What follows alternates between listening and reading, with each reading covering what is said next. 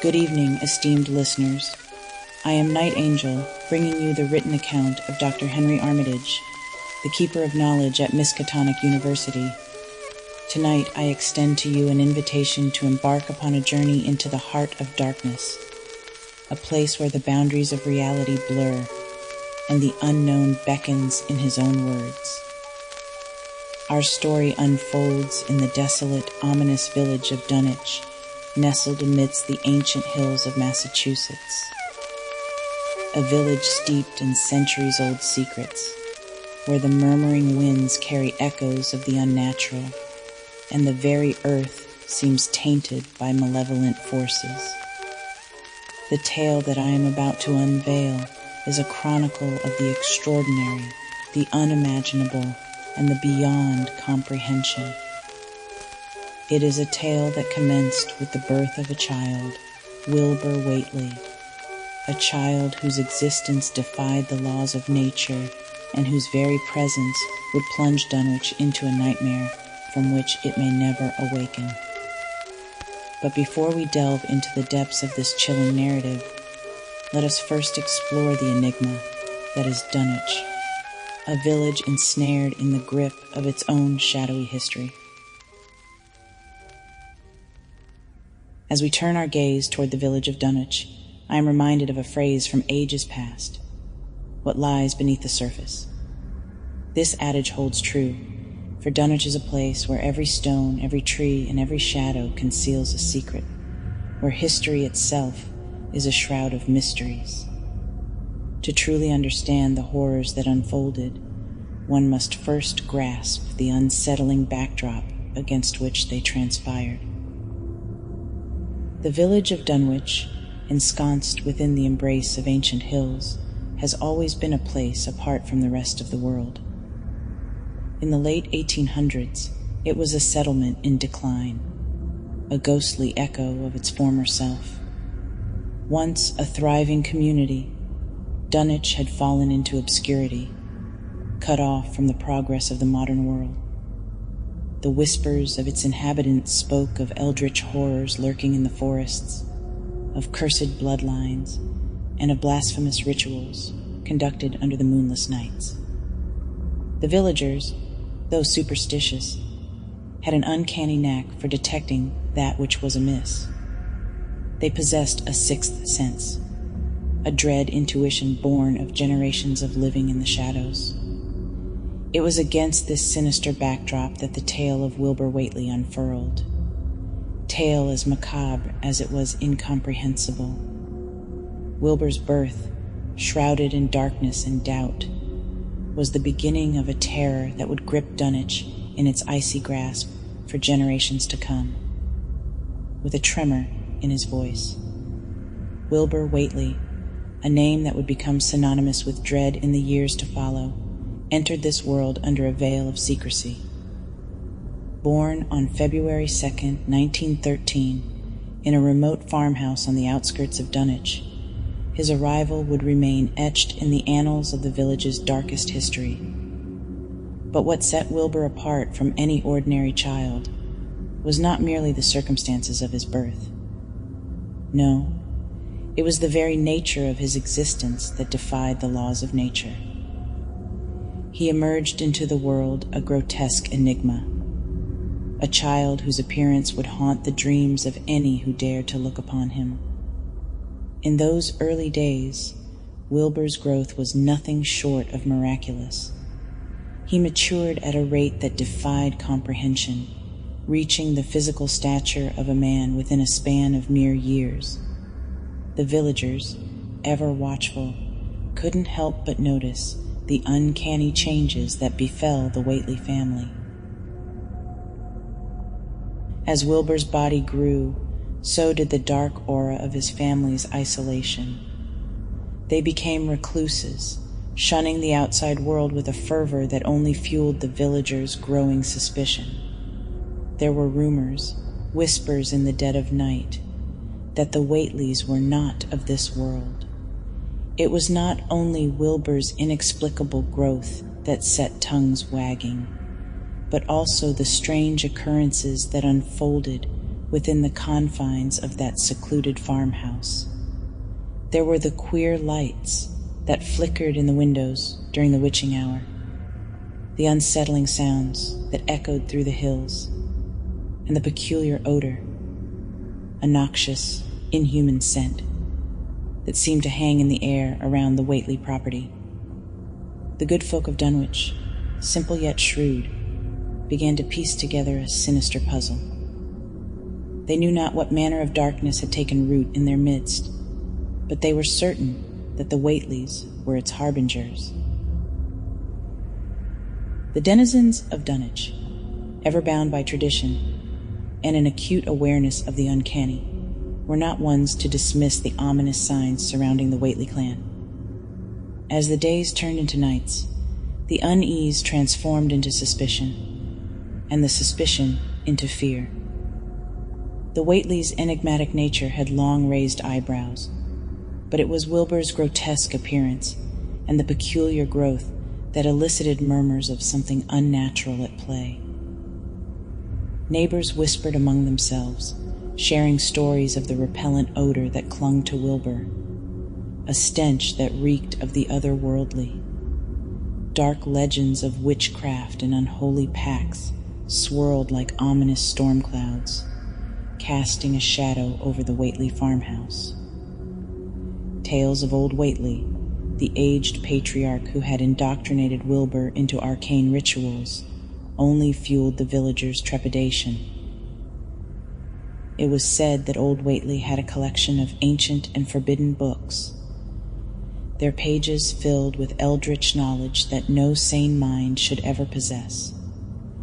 The man himself was half insane, a relic of whispered horrors from his own youth. Tales of his foul sorcery, combined with the unsettling events transpiring in the farmhouse, painted a chilling tableau. As the days turned to weeks and then to months, it became apparent that the Whateleys were sequestering something. Their isolation deepened, and the villagers' trepidation swelled. It was against this backdrop of mounting dread that the village of Dunwich stood at the precipice of an abyss, a dark abyss from which it would be forever changed. The birth and unnatural growth of Wilbur Whateley were but the first harbingers of a terror that lurked just beyond the veil of reality. Wilbur Whateley's unnatural growth was not the only disquieting aspect of his existence. It was his unquenchable thirst for knowledge, especially the forbidden and the arcane, that set him on a path toward unfathomable darkness. In his quest for the eldritch secrets hidden within the pages of the Necronomicon, he embarked on a treacherous journey. This blasphemous tome, an unholy grail of forbidden knowledge, held within its ancient pages the keys to unlock horrors beyond imagination. It was within the hallowed halls of Miskatonic University's library that Wilbur's relentless pursuit reached a chilling crescendo. Under the moonless shroud of night, he attempted to breach the formidable barriers guarding the Necronomicon. With a singular purpose that could only be described as fanatical, he infiltrated the heart of knowledge itself. His intrusion, like the ominous foreshadowing of a dark omen, went unnoticed until it was too late. It was there, amidst the dusty tomes and the secrets of centuries past, that our paths converged. I, Dr. Henry Armitage, head librarian of Miskatonic University, stood as the guardian of this accursed knowledge. As the echoes of Wilbur's footsteps reverberated through the silent corridors of knowledge, I confronted the intruder. The dim light revealed his grotesque features, a visage that bespoke his unholy lineage. The Necronomicon, you see, is not merely a book. It is a portal to realms beyond human comprehension. Its dark spells, etched in the blood of madmen and heretics, have the power to summon beings from the depths of the cosmos. Wilbur's obsession with the opening of the door, was an obsession with the entity known as Yog-Sothoth, a being of boundless, malevolent intelligence that exists beyond the confines of time and space. To him, the Necronomicon was the key to unleash this abomination upon our world. The confrontation in the dimly lit library was a battle not only of wills, but of understanding. I, armed with the knowledge of the horrors contained within the Necronomicon, could not allow Wilbur to succeed in his profane quest. With a voice that trembled with determination, I demanded he cease his sacrilegious pursuit. The air grew heavy with an unspoken threat, the library's ancient tomes bearing witness to this eerie standoff. Wilbur, however, was unyielding in his obsession. His eyes, devoid of humanity, burned with a mad fervor as he clutched the Necronomicon to his chest, like a zealot clinging to a holy relic. Our confrontation reached a climax as I warned him of the consequences of his actions. The dark spells contained within the accursed tome were not to be trifled with, for they had the power to beckon entities that would rend the very fabric of our reality. Wilbur's connection to Yog-Sothoth was his driving force, a blasphemous desire to merge with this eldritch entity and become a vessel for its malevolence. It was a plan that could only bring ruin to our world. It was then that I realized the depth of his madness. He would stop at nothing to achieve his sinister goal, and I, in my solitary position as guardian of knowledge, was the last line of defense. In a desperate bid to thwart his unholy ambitions, I summoned the knowledge of ancient spells, hoping to thwart his intentions. The incantations hung in the air, charged with an otherworldly power. And then, as if the forces that governed our world responded to my plea, the room quaked with an otherworldly presence. It was a moment of sheer terror, as if the very fabric of reality trembled at the brink of annihilation. But what happened next, my eerie congregation, is a tale that defies explanation. A glimpse into the unfathomable horrors lurking within the pages of the Necronomicon. Stay tuned, for the shadows of Dunwich conceal even darker secrets. The Whateley farmhouse, nestled in the shadowed heart of Dunwich, harbored a terror beyond comprehension. From the moment Wilbur Whateley met his demise, a sinister transformation began within those cursed walls. It started as a subtle disturbance, a sense of unease that infected the very air. Local residents, already burdened with suspicion and fear of the Whateley family, couldn't ignore the ominous undercurrent that pulsed from the farmhouse. Cattle, which had once grazed placidly in the nearby fields, began to vanish under the cover of night. Whispers of the livestock's eerie afflictions circulated through the village, an affliction beyond explanation, as if some unseen malevolence had torn at their flesh. The malevolent force that emanated from the farmhouse was undeniable, its insidious influence reaching beyond those cursed walls. Fear gripped the hearts of the villagers as they witnessed their once peaceful hamlet descend into an abyss of dread. Within the farmhouse itself, the very structure seemed to groan with an unnatural growth. Walls bulged, and floors warped as if the architecture itself contorted in agony. It was a growth of nightmares, fueled by the presence of an entity born of cosmic aberrations.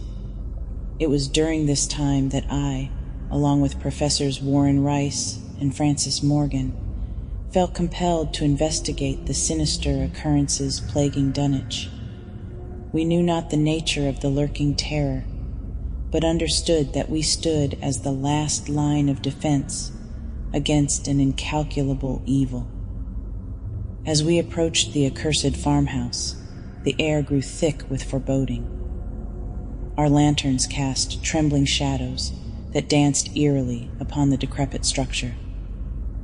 It was a moment when the weight of the unknown pressed upon us like a vice. Little did we realize that our journey into the heart of darkness was only beginning. The accursed farmhouse loomed before us, a grotesque testament to the malignance festering within. Its very foundations seemed to throb with a malevolent pulse, and the air hung heavy with the stench of despair. We ventured inside, our lanterns revealing a nightmarish tableau. The walls bore witness to grotesque growths, and the floors undulated beneath our feet, as if the house itself sought to expel us from its cursed interior. But it was what lay beyond the physical realm that truly chilled our souls. Unseen by mortal eyes, an entity of unimaginable terror had taken root. Its presence was a shadowy malevolence, a force that defied the laws of nature and sanity. Our investigation led us to a cellar concealed beneath layers of rot and decay. It was there that we confronted the heart of the horror, an eldritch entity that twisted the very fabric of reality. It writhed and pulsated, a grotesque amalgamation of the known and the unfathomable. We attempted to contain the monstrosity, to bind it with ancient incantations and the power of our collective wills. But it resisted, shrieking in languages that seared our minds and defied our comprehension. In our desperation, we invoked a spell that would render the invisible horror visible, if only for a fleeting moment. As the incantation took hold, the entity manifested in all its grotesque glory. It was a sight that shattered reason, a nightmarish fusion of human and alien, flesh and tentacle, madness and malevolence.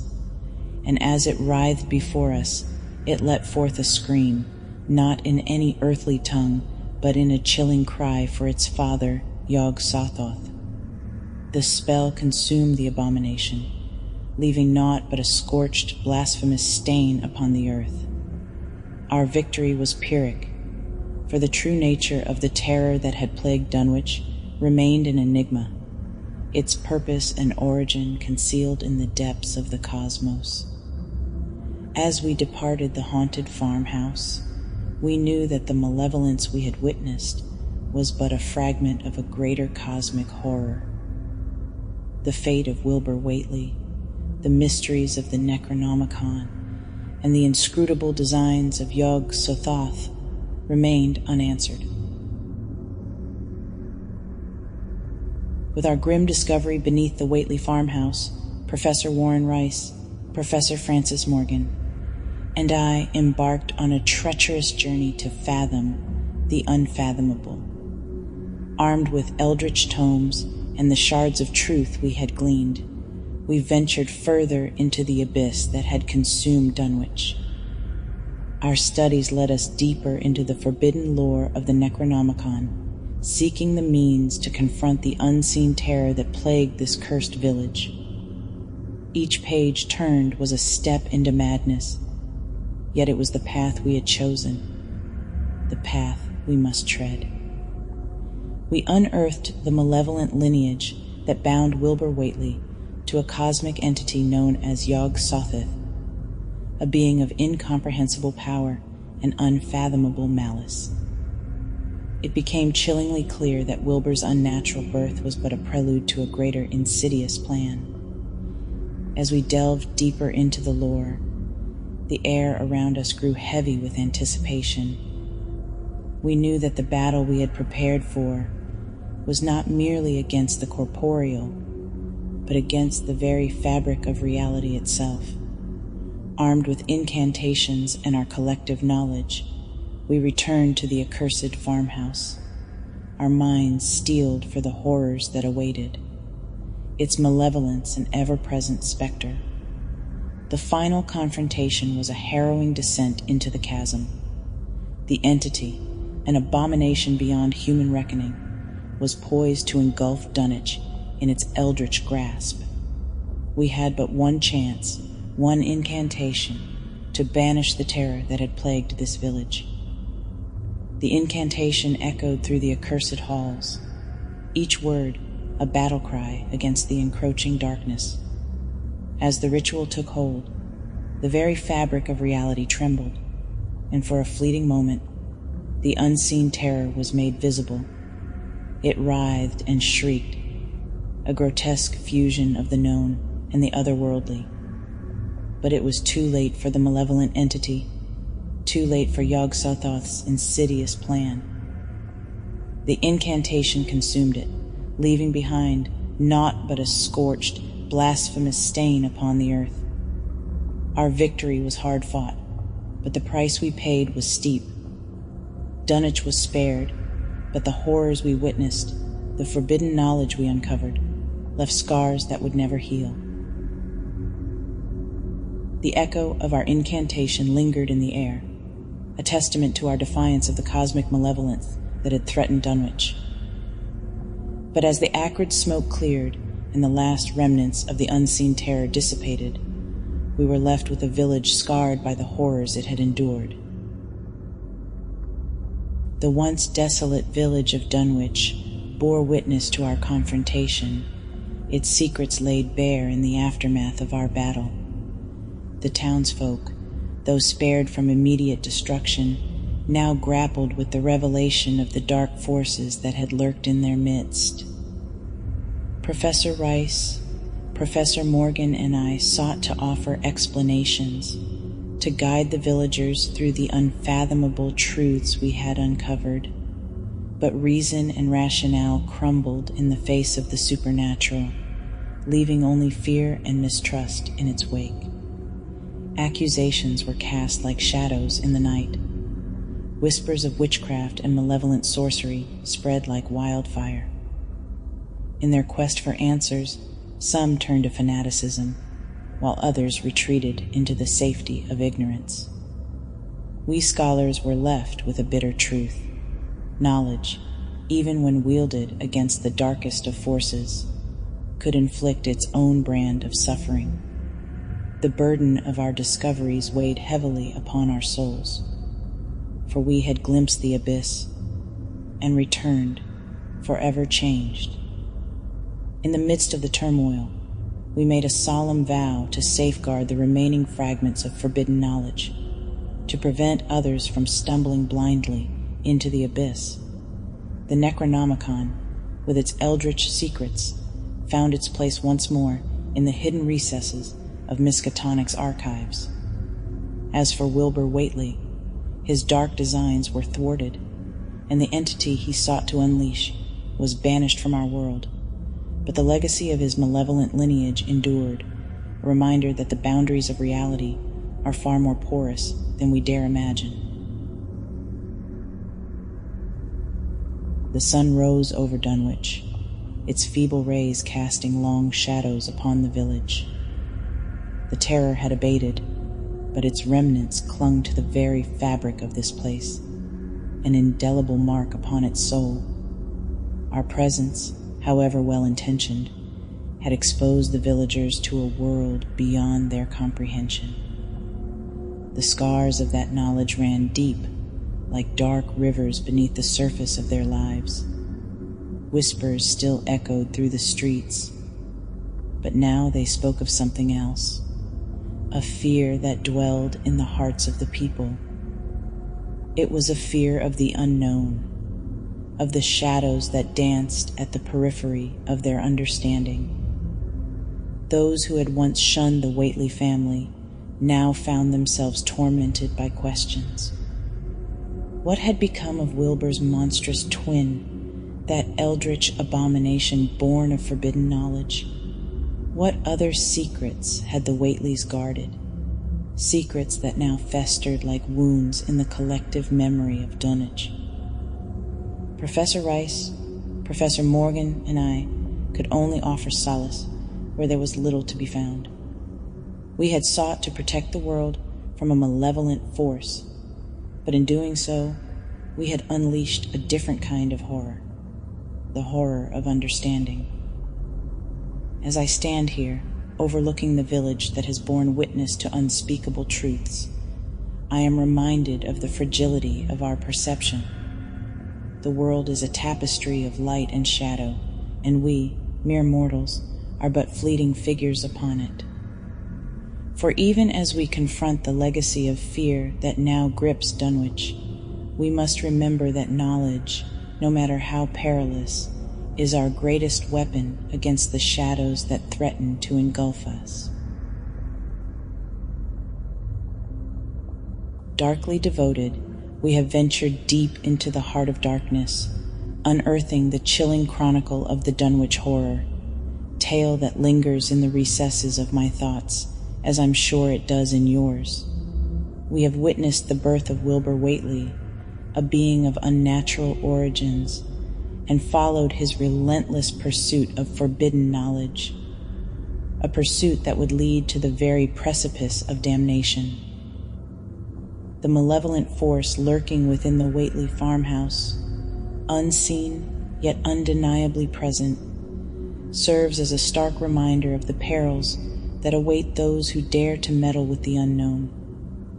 In the end, it was not only Wilbur's insatiable ambition that brought about his downfall, but also the courage and determination of those who stood against the encroaching darkness. Professor Rice, Professor Morgan, and I, scholars thrust into a battle against the unfathomable, fought not only for our lives, but for the very soul of Dunwich itself. The legacy of fear that now clings to Dunwich is a testament to the enduring horror of the Whateley saga. It serves as a stark reminder that the line between what is known and what is hidden is perilously thin, a line that, when crossed, can unleash nightmares beyond imagination. The darkness that enveloped Dunwich was not merely the product of malevolent forces, but also of the unyielding human curiosity that beckons us to peer into the abyss, even when we know not what stares back. And so, my fellow seekers of the unknown, I leave you with this thought. As you traverse the corridors of knowledge, tread carefully, for not all secrets are meant to be unearthed. Until we meet again in the dimly lit recesses of the arcane and the mysterious, may your journey be guided by caution and tempered by the wisdom of those who have faced the terrors that lurk in the shadows. As we bring this harrowing journey to a close, my thoughts turn to the importance of tales such as these. Tales of the unknown, of cosmic horrors, and the limits of human understanding. Throughout history, storytellers and writers have sought to capture the essence of the unknowable, to put into words the eldritch terrors that lurk beyond the veil of our reality.